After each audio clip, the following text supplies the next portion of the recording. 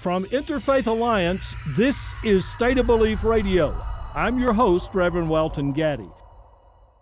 One of the signature issues for the second Obama administration is immigration reform.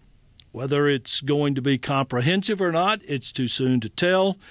But we've seen the Republican Party begin to address the matter as well, and to do that in a way that's a far cry from the self-deportation rhetoric that we were hearing back during the Romney presidential campaign.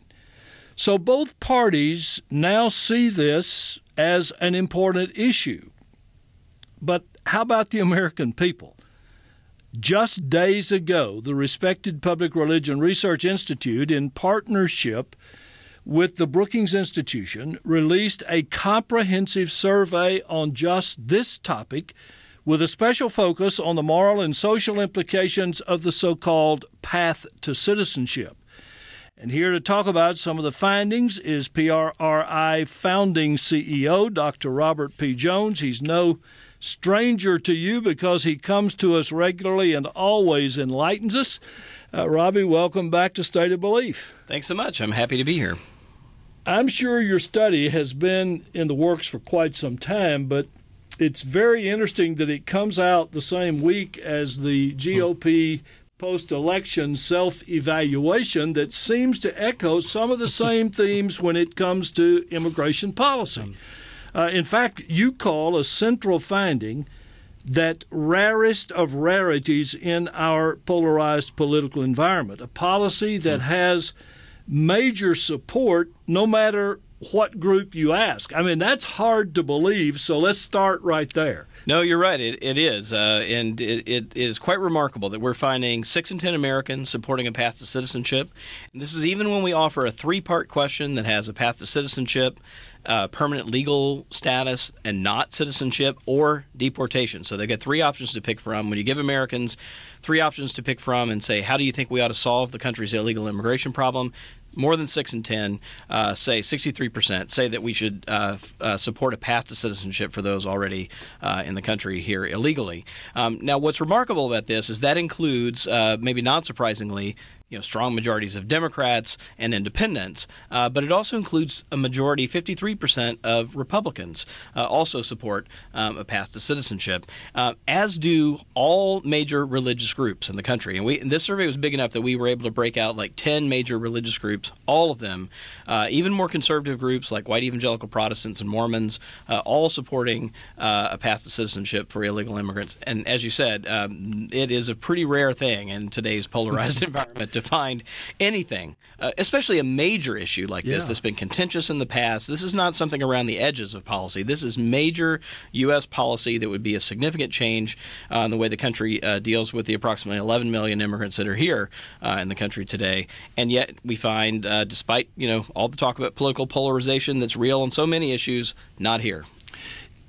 So literally, there isn't a major demographic that opposes this. Yeah, well, if you slice it very thin, you can find some that but you have to work very hard to find these small groups that that would sort of oppose it. I mean, the things that sort of predict that one would be sort of less supportive of a path to citizenship are age to a certain extent, being older, being white, being from the South, some factors like that. But I mean, you really do have to compound all of those together to get a group that's opposed. But by and large, Americans are on the same page on this issue, and not just on policy, but on values as well. I don't want to throw you a curveball, and because you may not know the answer to this, and I certainly don't know the answer to it. But do you know how those numbers from the American people compare to numbers related to Congress itself? I don't. But what we have seen, here's my general impression, though. I don't have a nose count of kind of where the votes were, but clearly what we had, or really any time before the last national election, is that we had the sort of Tea Party faction of the Republican Party strongly against anything that neared a path to citizenship, calling it amnesty, sort of in saying, we should not reward people who broke the law, and very hard line. Now, and, just this week we have none other than Tea Party standard bearer, Rand Paul, coming out and saying everything but overtly saying a path to citizenship, but talking about compassion, talking about prudence, and kind of a practical policy that has compassion at its heart. That's not something we would have heard, just even a few months ago. Well, it's also significant that you ask whom Americans trust to address this issue responsibly. Talk about that. Yeah.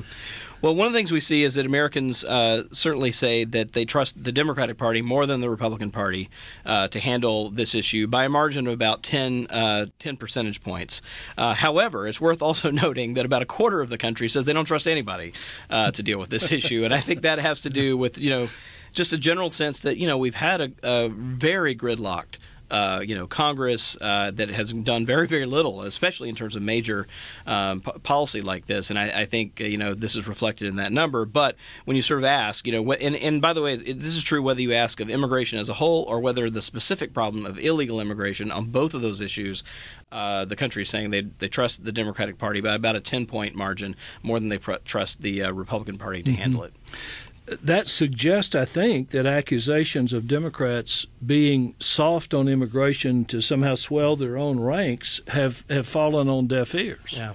Well, here's what's interesting, I think, is that there's a different kind of calculus, I think, that happens, among elected officials who who are very, thinking very clearly about, okay, where are my votes coming from, what constituencies are supporting my party, and even rank and file partisans Americans aren't really thinking that way. I mean, they really are thinking about like the practical problems in the country, how are we going to solve them, and they do have their own values that correlate to some extent with partisanship. But on this one, I think what we're seeing is actually elected officials aligning themselves more with their constituents. Rank and file constituents in a way that I think they've been a little there's been, particularly I think Republican leaders have not really been in step with what the public opinion polls show about where rank and file Republicans are on this issue.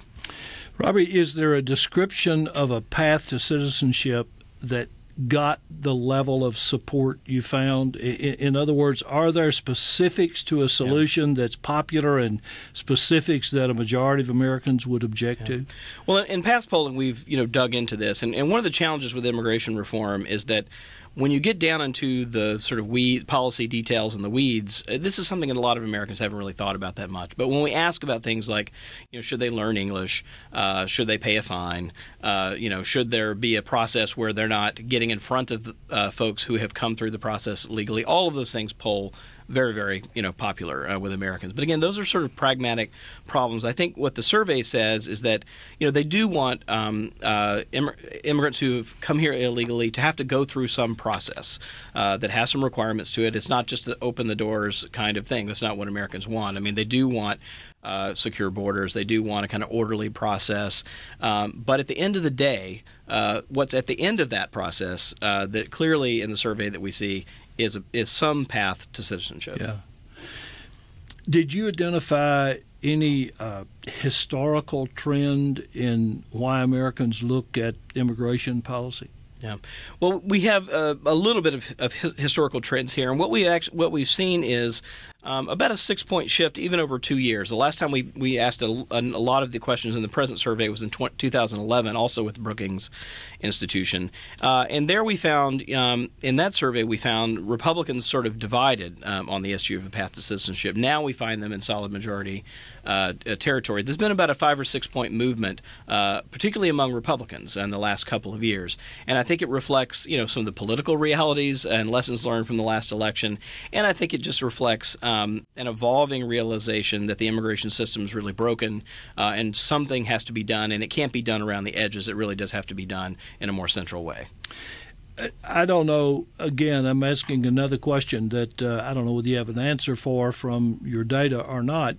But when you're doing a survey like this and you say we want to talk about immigration, how do the callers, the people you've called, how do they respond to that? Do some of them say, "I just don't care about it"? Sure, some of them do, and we register that in the data where we have a number of people who say, "I just don't know," on these questions. On most of these questions, though, we try to keep them at a level of general knowledge that people who aren't policy wonks or policy specialists who don't read about immigration every day could legitimately have an opinion. Yeah. I mean, it's one of the real challenges when on policies that are complicated like this, to ask questions that are fair and that strike the right balance between being substantive enough that they reflect the real policy options out there and aren't so complicated that people's eyes just glaze over and they don't really know what you're talking about. Robbie, you are so good at this, and I am so proud that you are. The president obviously has made immigration a high-profile issue for his second administration. Where do you find Americans ranking immigration on their list of priorities? Well, this is sort of remarkable, right? So on the one hand, we've been talking about the strong support across the board for these policies. On the other hand, when you ask Americans what should be the highest priority for Congress and the president, this issue ranks fairly low. So it ranks 6 out of 7, in fact, of things that we asked about. I mean, still, what's at the very top of the agenda for Americans is really jobs and the economy. Like, that is really what's up there at the very top. Now, what's interesting about this issue, I think, is that what's moving it forward, I think, is political realities at the elite levels of elected officials, and so the administration's behind it. Republicans have got some wind behind them now, kind of reflecting on their losses in the 2012 election, particularly heavy losses among Latinos in the country, and that, I think, political wind is what's driving, the process forward. Now, I think, once it's in play, I mean, what they're going to find is their constituencies are there and, support it. But it's certainly not being driven by an overwhelming wave of public opinion saying, put this before everything else on your agenda. Well, as usual, I want to switch gears for a minute. It's so hard to slow you down that when we get you seated, we want to ask as much as we can. This coming week, all eyes will be on the Supreme Court. The justices considering 2 separate cases that could lead to significant progress for LGBT Americans. And I know that you have some important data on LGBT equality just out, and I really would love you to talk about that. Great. I'm happy to talk about it. The other survey we have out this week is a survey on DOMA, the Defense of Marriage Act, and same-sex marriage related to the Proposition 8 case. I think that came out on Friday, probably, right? Right. Yeah. That's right. Yeah, it came out just this Friday. So what we find here is sort of half of Americans believing that the federal government should recognize legal marriages between gay and lesbian couples. So that would, in effect, be a position that supports overturning DOMA, which prohibits that at this time. We also find, as we continue to find, a growing support for allowing gay and lesbian couples to marry legally in the country. Our last poll has this at 52%, majority of the country. There's another couple of other polls out this week that are showing it also in majority territory as well. And here again, we're seeing just a wave of movement led by younger people. There is a colossal chasm between younger Americans and older Americans on this issue, to the tune of 40 points between younger and older Americans. If there's ever a generational issue, this is it. So more than 7 in 10, 72% of millennials, that's 18 to 29-year-olds, say that gay and lesbian couples should be allowed to marry. Only 36% of seniors, age 65 and older, say that. And one of the other things that kind of make sure I get in here that's really important, and I think is also driving the politics some on these issues, is that these differences are running all the way down. And so even self-identified younger Republicans, self-identified younger evangelicals are now in majority territory supporting allowing gay and lesbian couples to marry. So the numbers that we have are 58% of millennial Republicans, 51% of white evangelical Protestant under the age of 35 support allowing gay and lesbian couples to marry. Those are starkly different numbers than their older counterparts in the party. So what we're seeing is that among younger Americans, they're being pulled more by their peers, by their by their generational peers, than they are by their party or religion on this issue. Those are astounding.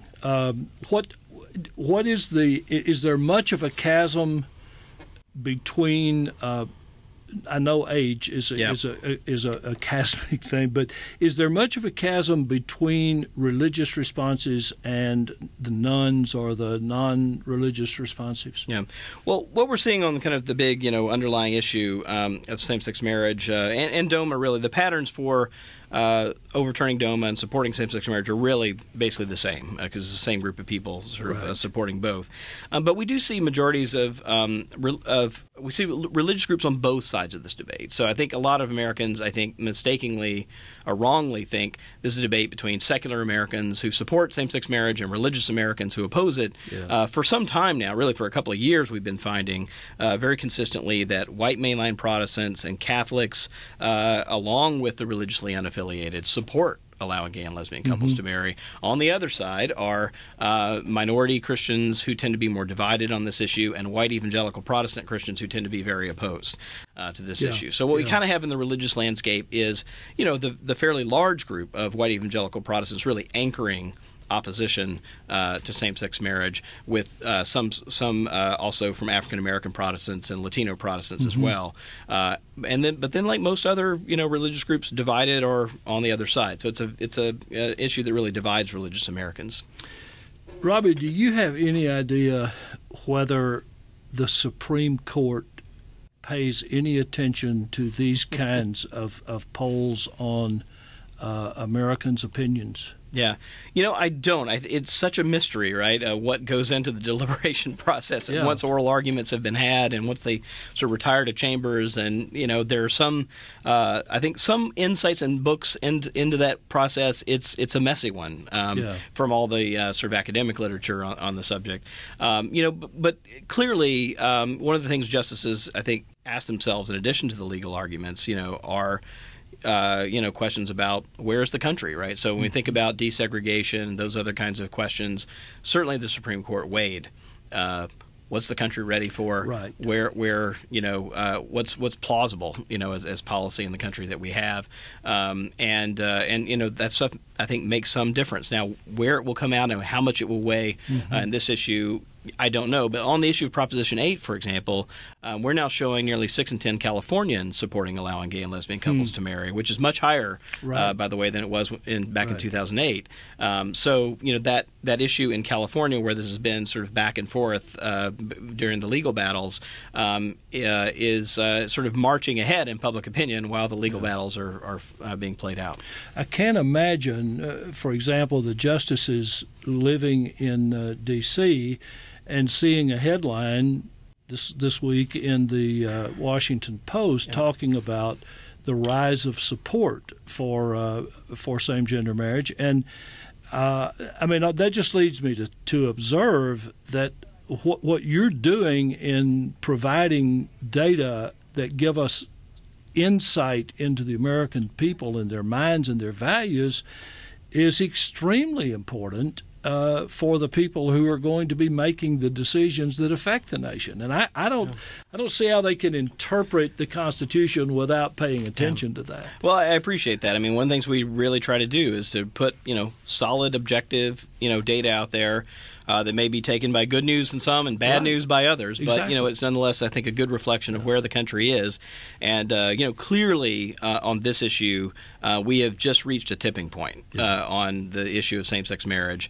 And with, we also asked in this survey whether people have changed their minds or not. And we found that while most Americans say in the last 5 years they have not changed their minds, among those who do, it's more than 2 to 1 saying that they've changed their mind to be more supportive than to be more opposed. Yeah. And I would imagine that with surprising leaders in both parties coming out in favor of this, that's going to free up some other people to say, well, maybe I need to look at that again. Yeah. Well, we have Senator Rob Portman. We have Rob Bell, evangelical leader, coming out this week as well, sort of saying they're supportive of marriage equality. And on this count, one of the things that obviously has been in the news a lot with Rob Portman is his relationship with his son. Exactly. Right. We continue to find that one of the strongest predictors of anyone's position on this issue is having a close personal friend or a family member who's gay or lesbian. Very significant predictor of support on the issue. And interestingly, that is the same principle that we found in talking about people and whether Islamophobia is a part of their life. If you know the individual, you're less likely to be discriminatory against the whole group. Right. Dr. Robert P. Jones is the founding CEO of the Public Religion Research Institute. You can read the new comprehensive survey on American views on immigration reform and on the LGBT survey at publicreligion.org. Robbie, one of the fundamental missions of this program has been to cut through partisan rhetoric and bias, and the many times we've been able to call on you for the kind of objective data and thoughtful interpretation of that data that is your specialty has been invaluable. I certainly hope that's something that we'll be around to do many times more in the future, and I can't thank you enough for coming in to talk to us today on State of Belief Radio. It's always a pleasure. Thanks so much.